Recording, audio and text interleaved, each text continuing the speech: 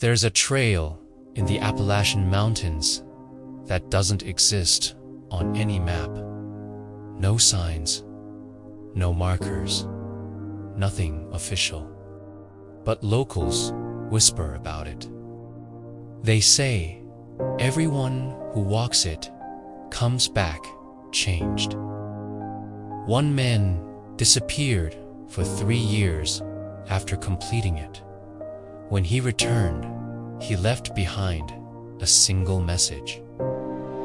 I found that message, and it broke me open in ways I didn't know I needed. It started with whispers online, deleted posts, blurred photos, cryptic warnings. Don't look for the unmarked path. If you find it, turn back. I thought it was all myth, until one evening, in a small North Carolina diner, an old man sat across from me. His eyes looked like they'd seen something they could never unsee. He asked me quietly, "Are you trying to find yourself or lose yourself?" At that time, I didn't understand what he meant. Now, I do. The trailhead was hidden between 2 ancient oak trees. If you blinked, you'd miss it. The moment I stepped through, the air changed. It was heavier, like the forest itself was watching me. For the first mile, everything looked normal. Birds, leaves, silence. But soon, I noticed no footprints, no trash, no broken branches. It was as if I'd entered a world untouched by man. Then I saw it, a small pile of stones, carefully stacked, carved into the top, ready. I laughed nervously. Yeah, I think so, but deep down, I wasn't. By mile 5, the light began to fade. The trees grew darker, thicker. The sun disappeared completely. I turned on my flashlight. That's when I saw the next cairn. Listen. To what?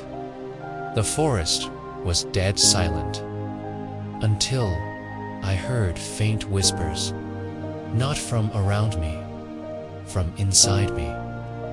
They weren't words, just memories, voices of people I'd hurt, times I'd failed, things I'd buried deep. By mile 7, remember, and suddenly everything came rushing back. My father's disappointed silence, the breakup I never healed from, the dreams I'd given up on. This trail wasn't testing my body. It was confronting my soul. At mile 10, I couldn't walk anymore. I fell to my knees beside a tree and cried. Not because I was lost, because for the first time in my life, I wasn't running. The next stone said, "Face." I understood this trail wasn't a place. It was a mirror. Every step forward was a step inward. The fear, the guilt, the shame. It was all me. Every excuse I'd ever made was standing right in front of me. At mile 15, the trees opened into a clearing, and on it, a weathered journal. Dozens of handwritten pages from people who'd walked this same path. The last entry was dated 3 years ago. If you're reading this, you made it. You faced what you've been running from. The world tells you to keep moving, to chase, to prove, to perform. But nobody tells you that the hardest journey is the one that leads you back to yourself. Being lost doesn't mean you're broken. It means you're finally ready to see who you are. I sat there for hours, reading, crying, breathing. When I finally stood up, the air felt lighter. The forest wasn't heavy anymore. Tia, it felt alive. Those whispers I heard, they were never ghosts. They were my own thoughts, finally allowed to speak. I never told anyone where that trail is, because it isn't on a map.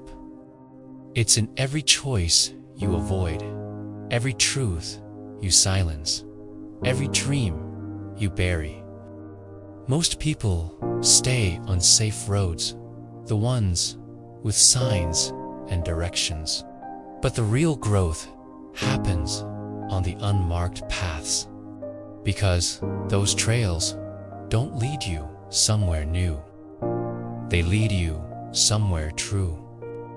So ask yourself, what truth are you running from? What fear keeps calling your name?